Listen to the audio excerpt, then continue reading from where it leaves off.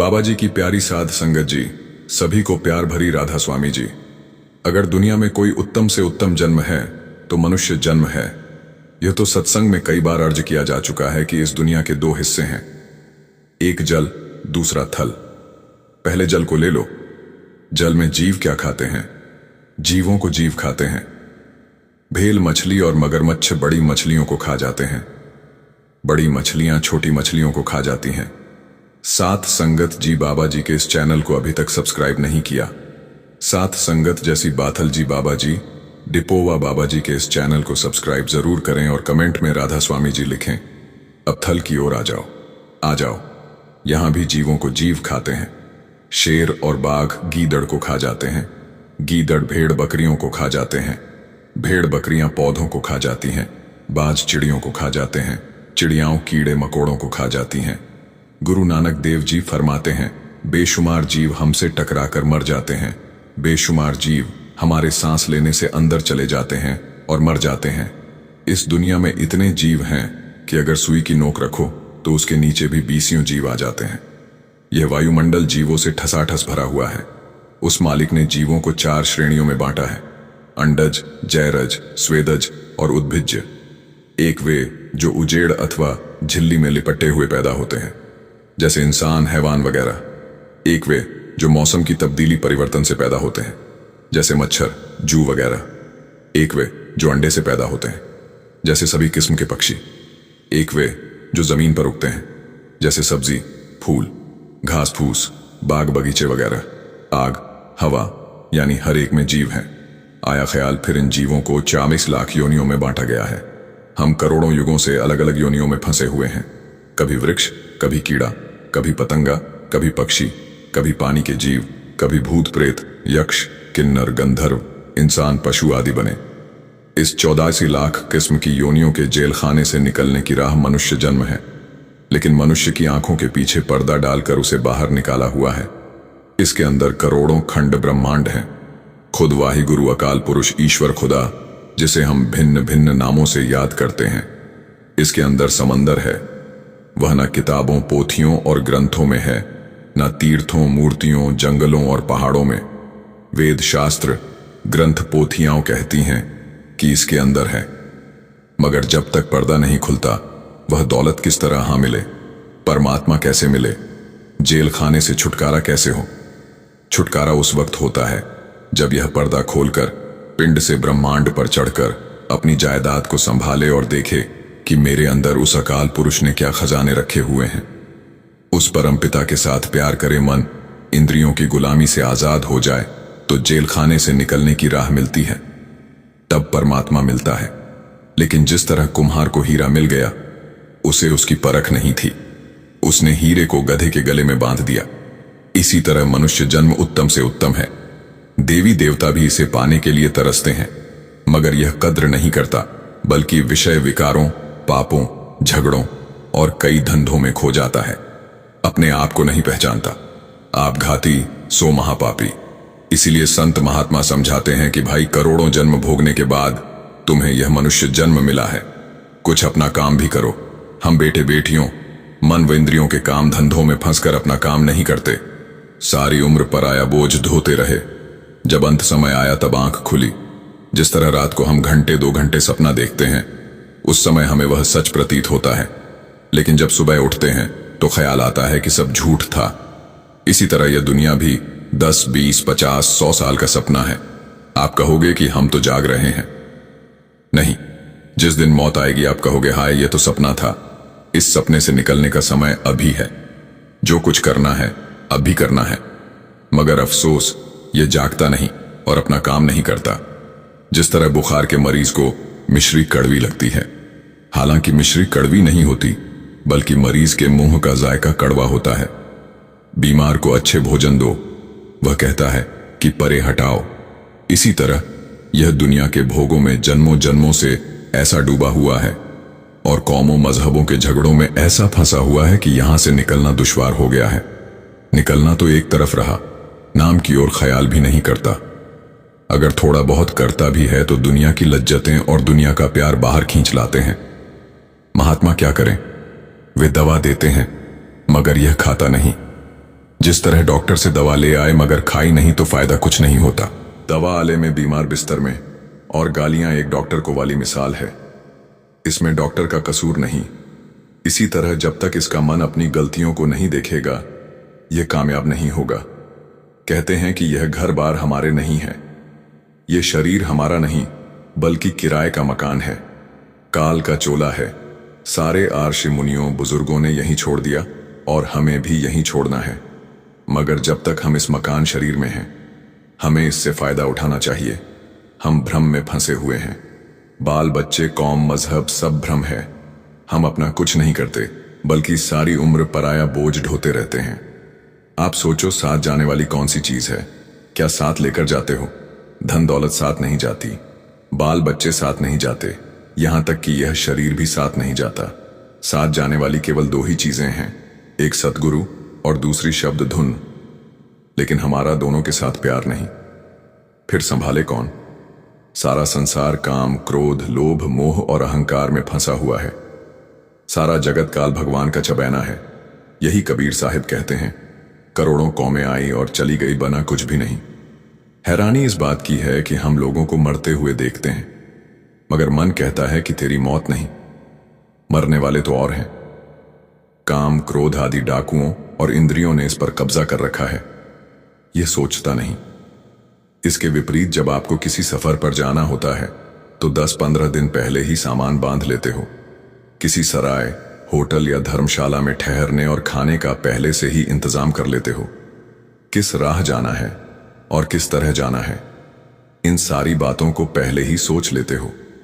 लेकिन कभी किसी ने सोचा है कि इस घर शरीर को छोड़कर आगे कहां जाना है और किस तरह जाना है, किस राह जाना है और रास्ते के लिए तोशा सामान क्या ले जाना है? मन माया की गफलत और इंद्रियों के नशे में अक्ल मारी गई है। आशा तृष्णा ने सारे जगत को कैद कर रखा है। सारा संसार आशा और तृष्णा की आग में जल रहा है। 10 वर्ष 20 वर्ष या 100 वर्ष की उम्र और बंदोबस्त करोड़ों वर्षों का। करोड़ों युग गुजर गए, करोड़ों प्रलय और महाप्रलय हो गई, लेकिन इस जेल खाने से हमारा छुटकारा नहीं हुआ। सतयुग त्रेता और द्वापर बीत गए और कलयुग में भी हम सब मौजूद हैं, मगर अभी तक छुटकारा नहीं मिला। अगर मिला होता तो आज यहां बैठे ना होते। हाँ, छुटकारे की राह ढूंढते हैं। गुरु अर्जुन देव जी फरमाते हैं, यह करोड़ों जन्मों से बेशुमार युगों से कीड़े पतंगे हाथी मछली हिरण पक्षी सांप घोड़े पेड़ आदि बनता आ रहा है और 84 लाख योनियां भोग रहा है। अब बड़े ऊंचे भाग्य से मनुष्य का जन्म मिला है। इसे चाहिए कि निकलने का कोई उपाय करें और जो खजाना है उसे निकाले, अमनेत निकाले। वेद शास्त्र ग्रंथ पोथियां और अन्य किताबें रब की महिमा करती हैं, मगर रब किताबों में नहीं है बल्कि हमारे अंदर है। किताबों में उसका जिक्र है। विचार करो, निरंकारी राम रहीम आपके साथ हैं, वरना किताबों से पूछें कि वे कहां हैं तो वे कहती हैं कि तेरे अंदर है गुरु अर्जुन देव जी। फिर कहते हैं एक हिंदू महात्मा पीपा जी, संगीत कहते हैं और मुसलमान फकीर कहते हैं कि आलम सगीर पिंड आलम कबीर ब्रह्मांड का मॉडल नमूना है। जो जो महात्मा अंदर गए उन सब का एक ही ख्याल है, जब तक पर्दा लगा हुआ है आप अंदर नहीं जा सकते, और जब तक अंदर नहीं जाते जन्म मरण समाप्त नहीं होता। बात तो सिर्फ इतनी है, आदमी खोटे पापों और कर्मों से नरकों में जाता और जलता है। फिर नरकों से निकलने के बाद मनुष्य जन्म नहीं मिलता, बल्कि सांप घास फूस पशु पक्षी आदि बनने के बाद मनुष्य जन्म की बारी आती है। हाँ, स्वर्गों से उतरकर मनुष्य जन्म जरूर मिलता है। आप 1 मिनट के लिए 84 लाख योनियों का हिसाब लगाकर देखो। हमारे वेद शास्त्र पूर्ण महात्मा कामिल मुर्शिद कहते हैं कि इन 84 लाख योनियों में भटकने की अवधि का तो अनुमान भी नहीं लगाया जा सकता। यह तो कई युगों में पूरी होती है। अगर आजर 10 वर्ष की औसत उम्र का अनुमान लगाएं तो मनुष्य जन्म की बारी आने में 8 करोड़ 40 लाख वर्ष लगते हैं। हालांकि यह अनुमान भी ठीक नहीं है। किसी किसी योनि की उम्र बहुत ज्यादा है। सांपों की उम्र सैकड़ों साल होती है। जंगल के अफसर किसी किसी पेड़ की उम्र 2-2 3300 वर्ष की बताते हैं। आदमी की उम्र 50 या 60 साल है। अगर करोड़ों वर्ष दुहक उठाकर 50 या 60 साल गंदगी की खान भोगी भी, तो फिर करोड़ों वर्ष नरकों में काटने पड़े, क्या कोई मंजूर करता है? यह तो इसी तरह है जैसे किसी को सारा दिन आग में और सिर्फ 1 मिनट के लिए पानी में खड़ा कर दिया जाए। कोई मंजूर नहीं करता, पर हम कर रहे हैं, बल्कि यह हमारे साथ बीत रही है। अलग अलग खानियों और योनियों में आत्मा करोड़ों वर्षों तक भटकती रहती है। कालचक्र से देवी देवता भी नहीं बच सकते, क्योंकि यह चक्र बड़ा भयंकर है और हम किस गिनती में आते हैं। हम विचार नहीं करते, अगर विचार करें तो रूह कांप उठती है। अब कहते हैं इसे जो जो दुहक 84 लाख योनियों में होता है उसका बयान नहीं हो सकता। आप जरा विचार कर देखो, हजारों गाय रोज कत्ल की जाती हैं, वे चिल्लाती हैं मगर उनकी पुकार कोई नहीं सुनता। वे किसकी अदालत में दावा करें? सुने कौन लाखों बकरियां मिमियाती रहती हैं और उनके गले काट दिए जाते हैं, मुर्गियों की गर्दन मरोड़ दी जाती है। किसी समय यह भी मनुष्य थी। मुमकिन है आप वो सब एंडेम्बरी से भी अच्छी रही हो, सेठ साहूकार या बादशाह रही हो, परंतु कर्मों के चक्र में आकर इस समय मुर्गियां बकरियां बनी हुई हैं। कौन सा मजिस्ट्रेट उनकी फरियाद सुनता है? कोई नहीं। आधी रात को किसान भूखे प्यासे बेजुबान बैलों को हलों में जोत देते हैं। वे थक कर बैठ जाते हैं तो किसान डंडों से मार लोए मारते हैं। अगर वे फिर भी नहीं उठते तो उन्हें लोहे की आड़ छुभाकर उठाते हैं, और कोई कोई बैल तो इतने थक जाते हैं कि आड़ से भी नहीं उठते। मैंने अपनी आंखों से देखा है कि रस्सी से उनका मुंह बांध देते हैं। जब सांस रुकता है तो उठ जाते हैं। क्या यह सुख है? मैंने पहाड़ों में खरे तादे अपनी आंखों से देखा है कि ऊंट लदे हुए जा रहे हैं। चढ़ाई का सफर है। गोरे अंग्रेज सारबान से कहते हैं कि जल्दी करो। सारबान ने एक ऊंट को डंडा मारा। जैसे ही उसका पैर फिसला, कतार की कतार खड्ड में गिर गई और ऊंट मर गए।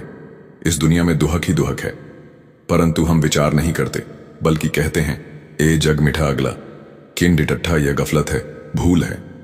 अगर हम विचार करें तो बचने का इंतजाम करें, और यहां फिर आए ही क्यों? शराब, कबाब और भोगों ने हमारी बुद्धि भ्रष्ट कर दी है। अगर कुछ सुख है तो मनुष्य जन्म में है, मगर मनुष्य जन्म में आप अंदर झांक कर देखो, सुखी कोई नहीं है। बल्कि किसी को कर्ज का दुहक है तो किसी को बीमारी का, किसी को मुकदमे का दुहक है, किसी की बेटी विधवा है, किसी की पुत्रवधू विधवा है, किसी को बाल बच्चों का दुहक है, किसी को कोई तो किसी को कोई। गुरु नानक देव जी कहते हैं, नानक दुखिया सब संसार, जो नाम जपता है उसी को चैन है।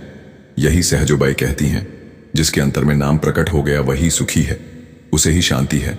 सहजोबाई फिर कहती हैं, न आलिम फाजिल सुखी है, न गुणी ज्ञानी सुखी हैं, न वाद विवाद में सुख है, न कौमों मजहबों में।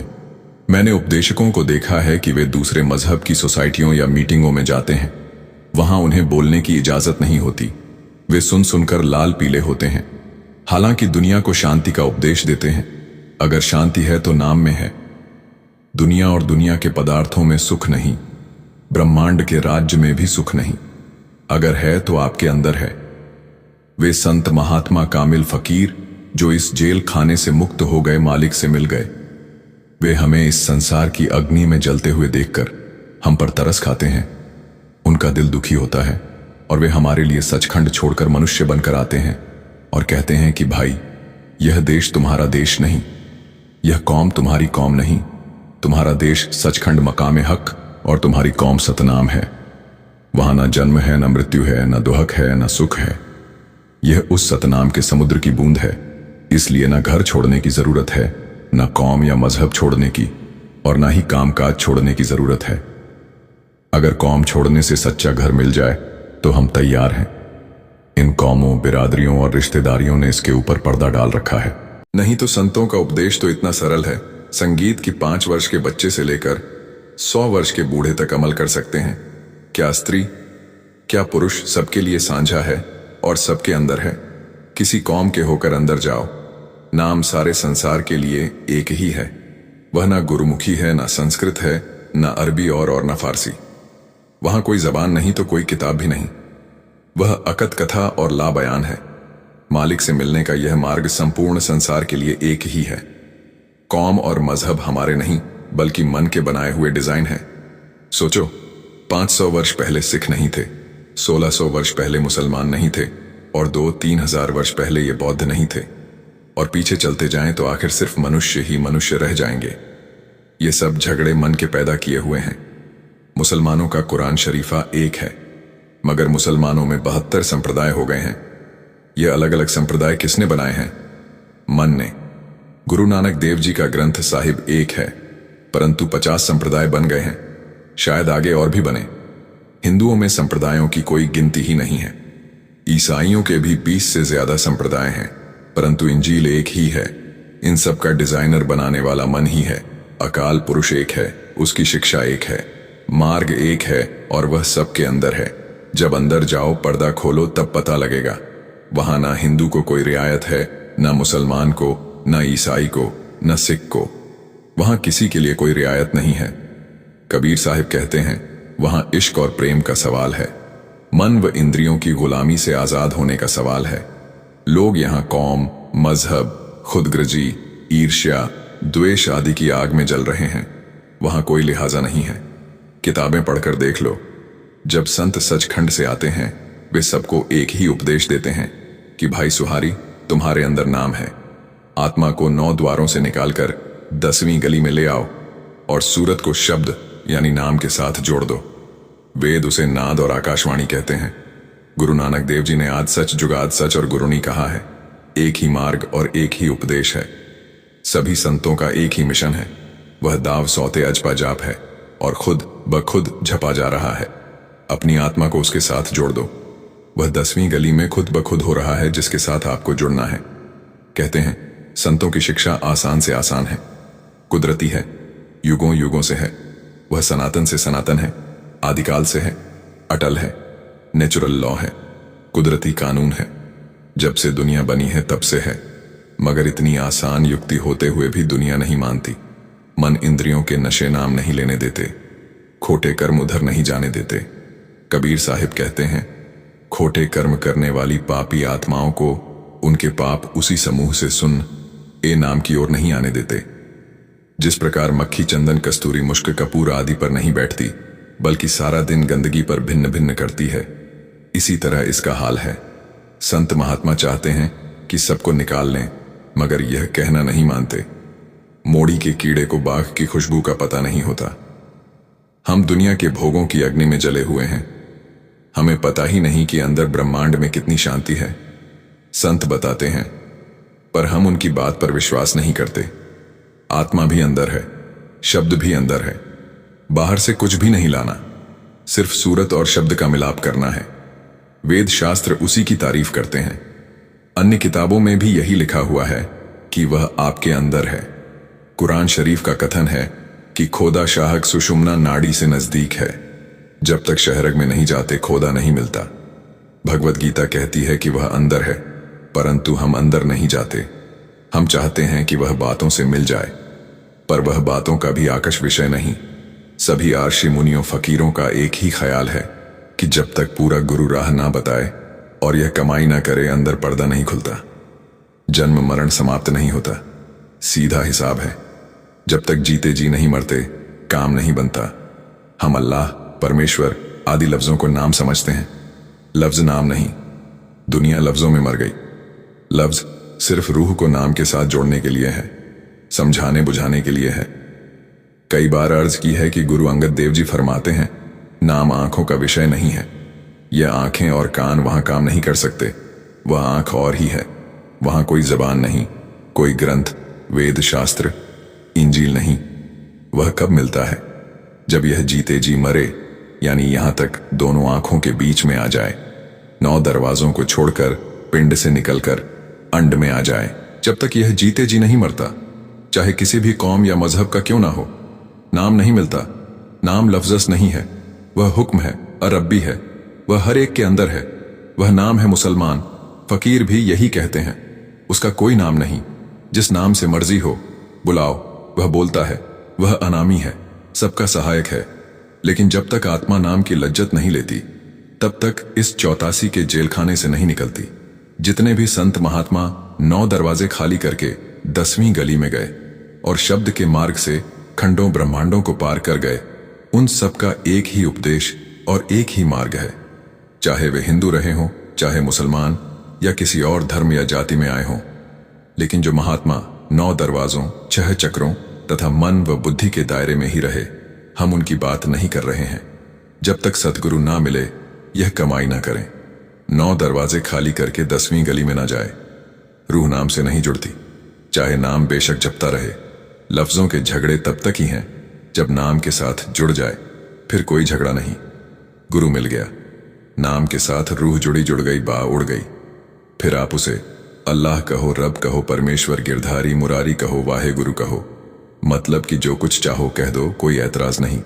एक डंडा है, चाहे उसको सोटा कह दो, लठ कह दो, बात तो एक ही है। गुरु गोविंद सिंह जी परमात्मा के 1200-1400 के करीब नाम रखे हैं जो कि वेद शास्त्रों में नहीं आए। अगर स्वामी जी महाराज ने उसका एक और नाम राधा स्वामी रख लिया तो शोर मच गया। उन 1400 नामों का ख्याल नहीं। चीजें इन लफ्जों में नहीं है, वह अंदर है। महात्मा हार हार कर चले जाते हैं। वे चाहते हैं कि सबको यहां से निकाल कर ले जाएं, लेकिन हम भेड़ों के झुंड के समान लौट लौट कर भवसागर में डूबते जाते हैं और द्वग सहते हैं। अगर भेड़ों के बाड़े में आग लग जाए तो लोग तरस खाकर भेड़ों को बाहर निकालते हैं, परंतु वे एक दूसरे का साथ नहीं छोड़ती और वापस बाड़े में चली जाती हैं। संत बेटे बेटियां जाति बिरादरी नहीं छुड़वाते, बल्कि कहते हैं कि भाई तेरे अंदर नाम है, सच है। रोज 2-4 घंटे उसके साथ लिव जोड़। हम उनकी बात को नहीं मानते क्योंकि हमें काम, क्रोध आदि भोगों और बाल बच्चों के मोह ने पागल कर रखा है। इसीलिए हम महात्मा के वचन नहीं मानते। वे जेल खाने से निकालने के लिए आते हैं, मगर दुनिया उनको ही तकलीफ देती है। श्री गुरु अंगद देव जी के समय में एक बार वर्षा नहीं हुई। जाटों को सयाने लोगों ने कहा कि तुम्हारे गांव में अंगद बैठा हुआ है, वह देवी देवताओं को नहीं मानता, इसलिए वर्षा नहीं होती। उसे गांव से निकाल दो, वर्षा हो चौक हो जाएगी। जाटों ने गुरु साहिब से कहा कि आप अपना डेरा उठा लो। ऐसी ऊंची कमाई वाले महात्मा को भी डेरा उठाकर जाना पड़ा। श्री गुरु अमरदास जी गुरु अंगद देव जी की गद्दी पर बैठे सत्संग कर रहे थे कि गुरु अंगद देव जी का लड़का आया और लात मारकर बोला, तेरी मत्ती मारी गई है, मेरे पिता की गद्दी पर बैठा हुआ है। लोग हैरान हो गए। गुरु अमरदास जी ने कहा, मेरा शरीर बुढ़ा और हड्डियां सख्त हैं, आपके पैर में चोट तो नहीं आई, यह लो अपनी गद्दी ले लो।